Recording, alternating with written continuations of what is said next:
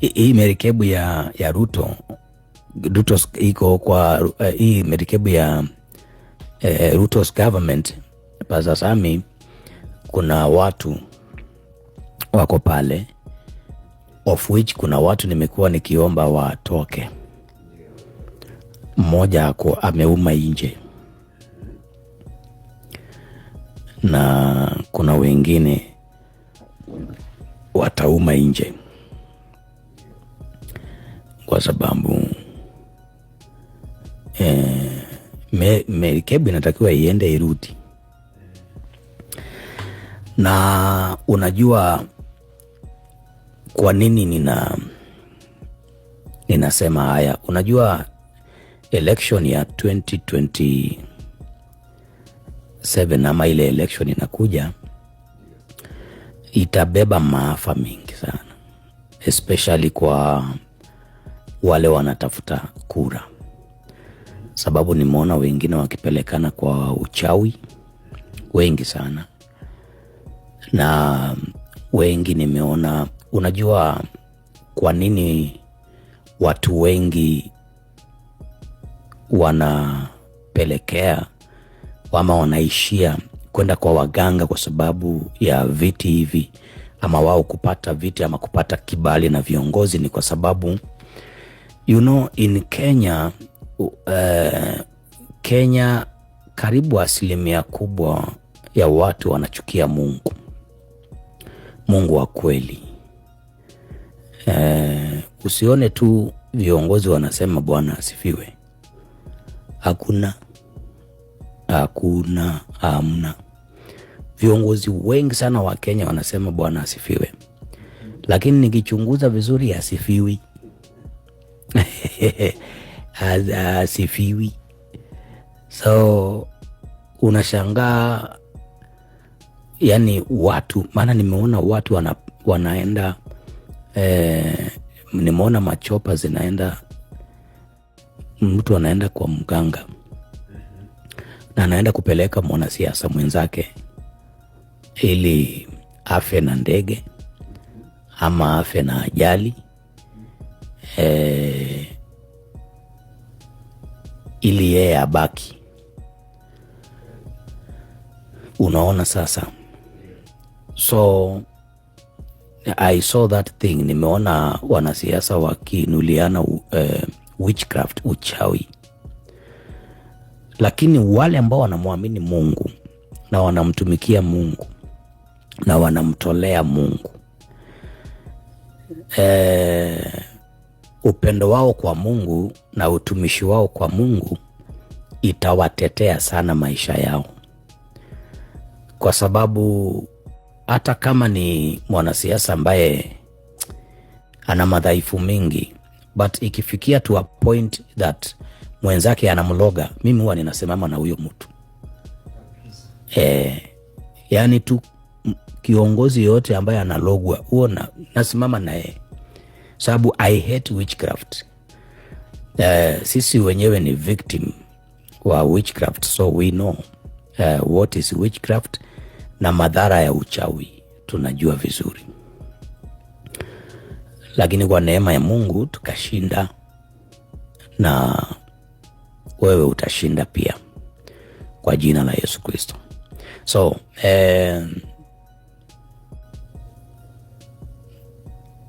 changamoto ya kwanza ni hiyo. Watu wengi sana wataweza kuinuliana uchawi, kuinuliana uchawi, zoom in tena, kuinuliana uchawi kwa sababu ya kura ama kupata ufuasi, umaarufu ama so na sisi tulikataa hiyo kazi ya uchawi. Hiyo kazi ya uchawi tulikataa kabisa. Tulikataa kabisa mambo ya uchawi hiyo, hapana. Tulikataa kabisa in the name of Jesus Christ of Nazareth. Kwa sababu unajua aspirants ni wengi Pastor Sami, na kila mtu anataka kila mtu anataka ile kiti. Sasa unapata kwamba na hao wote wanataka, kwa mfano unakuta watu 20 wanataka kiti moja ya ubunge, wengine wanaenda kwa madhabahu ya giza. Wale tu wataenda kwa madhabahu ya nuru watashinda, watashinda. Wale ambao watashindwa ni wale ambaye Mungu hakuchagua.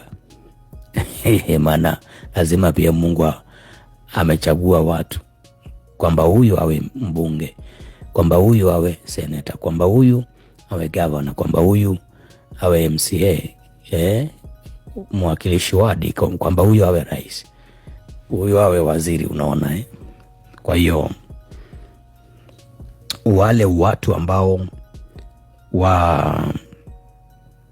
wanainuliana uchawi, watu watainuliana uchawi sana ahead of this general election ambayo inakwenda kuja. Na ni kwa nini? Sababu ya kwanza ni kwa sababu watu wengi hawamwamini Mungu. Wako kanisani, wanafanya maharambee, lakini usiku wako kwa waganga. As a leader, weenda kwa mganga tu. Enda tu uje, tutapatana.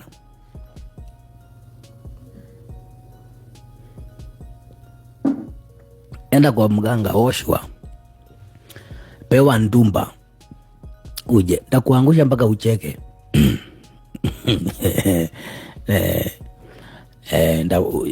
Ndio utajua maana ya Shalom Kenya. Utajua the meaning of Shalom Kenya. Enda peleka picha ya wenzako, enda peleka majina ya wenzako, enda peleka nyayo, enda hata peleka nguo, enda peleka hata mate. Tutakuangusha mpaka ucheke, mpaka ufurahi. Mpaka ucheke, useme kweli, hii kweli.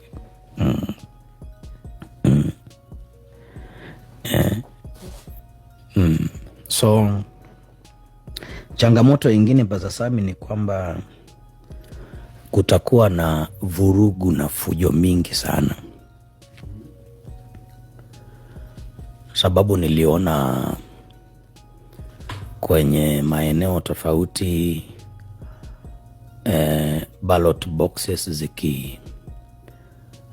zikivunjwa, zikikanyagwa, na nimeona kwenye polling stations nyingi tear gas wakati wa kuhesabu kura. Kwenye polling stations nyingi tear gas, vurugu, vurugu mno, vurugu sana. Kwa hiyo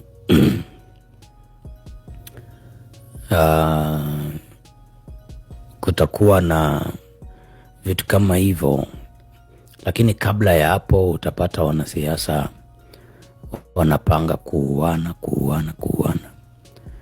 Sababu niliona Ong'ondo Were akiuawa. Unajua watu wanaweza wakauliza, Prophet, mbona unasema Ong'ondo Were? Na Ong'ondo Were alishakufaga, aliuawa kwa risasi na nini. Na hiyo kitu haimini, inakuja kujirudia. Na tuombe our leaders sana, kwa sababu assassinations zinapangwa hivi. Unaona? So na waombea wale wamepangiwa assassination, na waombea kabisa. Wengine ni viongozi ambao wako upande wa serikali, wenzao wamewapangia assassination. Wengine, yani unakuta tu opponents wanapanga mambo mabaya. Mshinde mtu kwa sera, mshinde mtu kwa haki, usimuue. Nilisema kwamba wale watu wote ambao waliua Ong'ondo Were watajulikana, na KTN imefanya uchunguzi kupitia CCTV cameras. Ni wangapi unakumbuka, let me see your hand, nilikuambia hakuna kitu itajificha hata moja. I told you, nilisema kuna wale wabunge wamepangiwa kuuawa, but I said that wale wanawaua hakuna hata mmoja atajificha. Sasa hawa ma bodyguards wa Were, driver wa Were, sasa wao ndio watapeana aliyewatuma ni nani,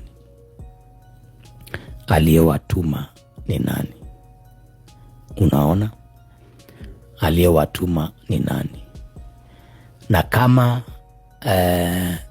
wataficha, basi mujue itakuwa ni one of the high profile ambaye wameua Were. Kama wataficha na watakataa kabisa, basi ujue watakuwa wamekatazwa na one of the high profiles, one of the high profiles, you know.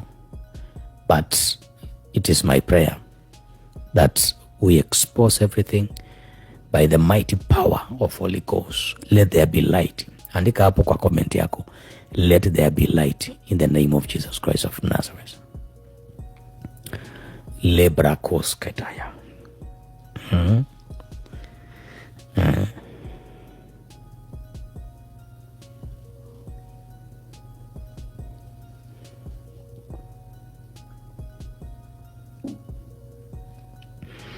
Ndiyo.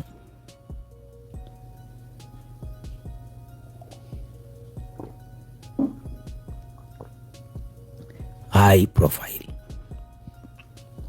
High profiles, because we have high profiles.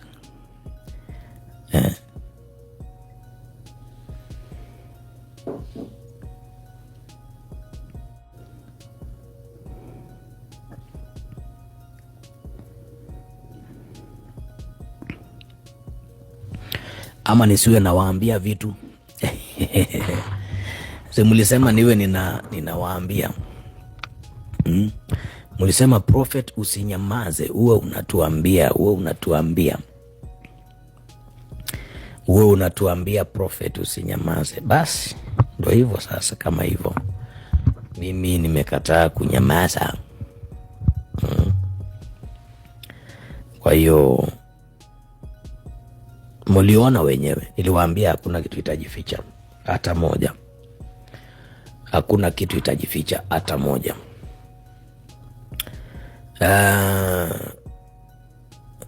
Walinzi wa rais wawe makini, kwa sababu niliona watu wakiattack rais. Walinzi wa rais wawe makini, niliona watu wakiattack rais. So the intercessors, they have to know how to pray about it, because nimewapatia you know, ile rais kuwapenda watu na kutaka kuinteract na watu. Unajua wakati wa utafutaji wa kura, kila mtu anaingia katikati ya watu. Niliona rais akirushiwa kitu. Akirushiwa kitu. This time round si kiatu. Not a shoes. Unajua wakati alikuwa Garissa, kuna mtu alikuwa amekimbia kwenda kumurukia. Askari wakapita na yeye. Kuna wakati alikuwa sehemu nyingine akarushiwa kiatu, akatupiwa kiatu. Okay, mtu akikutupia kiatu, kiroho iko na maana yake. Ukiibiwa viatu ukute imepotea moja ama imekatwa, basi safari yako itakuwa na shida, kwa sababu in the realm of the spirit, kiuchawi, upande wa giza, sasa wanamaanisha kwamba wamekatakata your miles and the journey to your destiny itakuwa challenging sana, so unapata wameiroga. Lakini mtu akichukua kiatu akutupie, amekutupia miles zingine, amekupatia miles zingine. Inaweza onekana kama ni madharau, na mimi sisemi tutupiane viatu. Wewe usinirushie kiatu mimi. Sitaki hiyo maneno. But hiyo ilikuwa ni zawadi. Ilikuwa ni zawadi kwa rais. Ilikuwa ni zawadi kwa rais. But let us pray, because I saw the president being attacked in it was something like alikuwa anahutubia watu, then nikaona mtu amerusha kitu, na hiyo ni kitu ambayo inaweza ikaumiza, inaweza ikasababisha majeraha, Another thing I saw, another attack towards president, ni wakati ambapo hakuwa anahutubia, lakini alikuwa katikati kama ya watu hivi anatembea. Katikati ya watu hivi alikuwa anatembea. So we pray for the security ambayo inalinda president. Marais wetu huwa wanalindwa sana, marais wetu, na ni vizuri kabisa. Mimi naunga mkono kabisa viongozi walindwe, viongozi walindwe hata wa kiroho waweze kulindwa, hata wa kiroho waweze kulindwa. Kuna wakati nilikuwa nasikia Pastor Sami watu wanasema kwa nini prophet akienda makrusade kubwa analindwa na mapolisi na nini? Hata wakati au polisi hawako, you just try, jaribu kunirukia. That is the time you will know kuna kitu inaitwa self defense. No. Watu wengi hivi wananiangalia, wananitegemea, alafu nirukie, sijui utaka kufanya nini. We utasema sijaokoka. Utasema sijaokoka.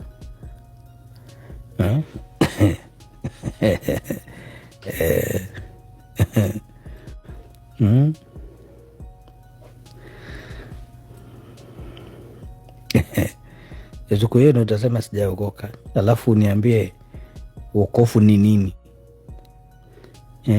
Uniambie wokovu ni nini, alafu uniambie ati Yesu alisema ukipigwa shavu hii ati umegeuzie hii shavu ingine.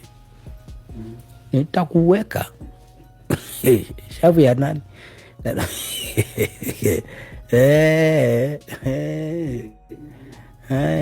Hiyo ingine.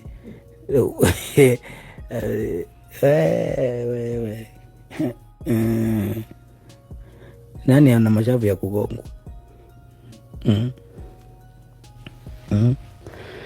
So wa viongozi walindwe, maana ni wazuri.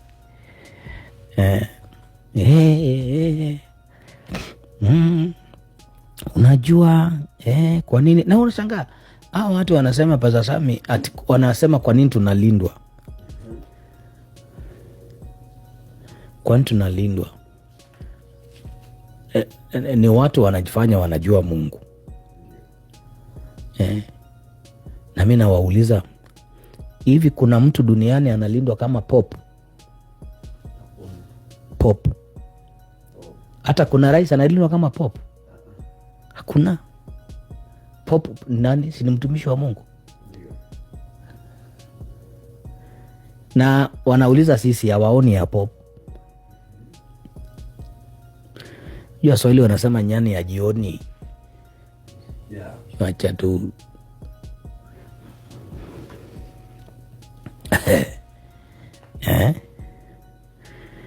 So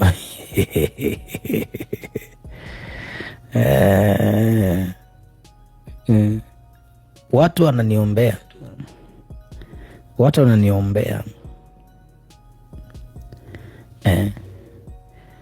kuna watu wanasema will Babu Owino be a senator? Kwani alisema anataka senator? He will be among the leaders in Kenya. Kesho kutwa.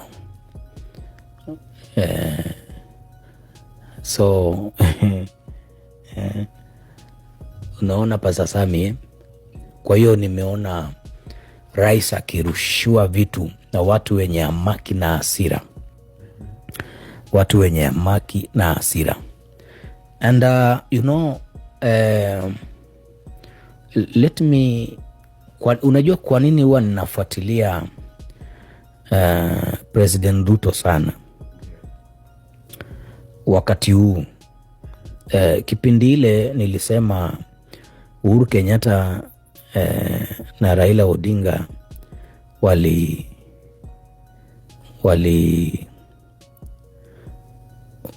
waliungana wakalete BBI, lakini nilisema Mungu amekataa BBI.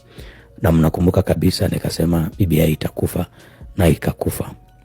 Sasa baadaye nikaona Ruto ameshikana na Raila, na nilisema ameshikana na Raila, lakini haitakuwa handshake kama ile, kwa sababu hii itakuwa ni kwa heri, itakuwa ni goodbye, itakuwa ni the journey of no return. Do you remember? Ni wangapi mnakumbuka kabisa nikisema hivyo? Do you remember? Let me see your hand down there on the comment section. Nafikiri huwa tunaenda pamoja sambamba. Na nikasema kwamba vile mnaona handshake imefanyika ikaitwa broad based government, nikasema hiyo that thing it is kwa sababu ya kumalizia vizuri. Ni kwa sababu ya kumalizia vizuri. Na watu walikuwa wanaona ni kama hadisi uongo ndio utamkolea. No. In terms of political prophecies, we don't miss. Najua vile itakuwa, najua wale watapoteza na wale watashinda. I know very well. And I'm just a messenger. Mimi napenda hawa viongozi wote. Nawapenda wote. Upande wa serikali, upande wa opposition, nawapenda wote. So but if wataendelea kufanya siasa mbaya, sasa hapo watanikasirisha. Wafanye siasa mzuri. So I told you, niliwaambia kabisa hii handshake mnaiona ya Ruto na Raila, it is a journey na ili kumalizia vizuri. Prophecy ikakuja kutimia, na kweli yeye kama yeye si alizikwa na heshima, alizikwa state funeral. Alizikwa state funeral. Lakini unajua sasa angekuwa vile kama zamani, mambo na opposition na nini, hiyo ingekuwa mbaya. But akamalizia hivyo na heshima. Lakini pia nikasema kwamba wakati ataenda bila kwaheri, na ataenda bila kupanga nyumba yake. Do you remember? Let me see your hand down there on the comment section if you do remember what I said about it. I said it. Nilisema vizuri kabisa. kwamba ataenda bila kwaheri, bila kupanga nyumba yake, na watu wakawa wananishambulia. Watu wakawa wananishambulia, lakini walikuwa wananishambulia bure, kwa sababu sasa kile nilikuwa nasema ni kitu ya ukweli. Nilikuwa naona kuna kitu ilikuwa inakuja. Nilikuwa najaribu kuwaambia Wakenya what is coming, what is coming. Kuna wale wananishambulia, walinishambulia. Asante sana. Kama ulivyomsikiza Nabii Tito Lemo akizungumzia tu unabii jinsi ulivyo, ameweza kuzungumzia mambo mengi. Ameweza kumzungumzia Rais William Samoei Ruto, akamzungumzia marehemu Raila Odinga. Kama unaweza mkumbuka, ni nabii ambaye aliweza kutabiri kifo cha Raila, na kwa kweli yakaja yakatimia. So amekuwa akitabiri mambo mengi, na kwa kweli anakuja yanatimia. Sasa hivi amekuja na unabii ambayo umeweza kuyasikia kwenye hiyo clip ambayo umetoka kuyatazama sasa hivi. Ameweza kuzungumzia mambo mengi, na kwa kweli wengi wamebaki wakiwa kinywa wazi, wakitafakari tu ni yapi ambayo nabii anajaribu kusema. So ni nabii ambaye anajulikana sana kote duniani, na sio Kenya tu. Amekuwa akitabiri mambo na Tanzania, Uganda na Iran vile vile, vita ambayo inaendelea pale. Aliweza kutabiri mwaka za nyuma, na kwa kweli amekuja yakatimia. Ameweza kuzungumza yale yote ambayo umeweza kuyasikia. Sijui na maoni gani kuhusiana na alichosema Nabii Tito Lemo. Kama uko na maoni, niachie hapo kwenye comment section. Kama huja subscribe, na kuomba uweze kusubscribe, finya notification bell, ndio wakati wote tunapata habari kama hizi unakuwa wa kwanza kuzipata. Hadi wakati mwingine, na kutakia mchana mwema. Asante sana, na usisahau kusubscribe, kufinya notification bell, ndio wakati wote tunapata habari kama hizi unakuwa wa kwanza kuzipata. Hadi wakati mwingine, na kutakia mchana mwema. Asante sana.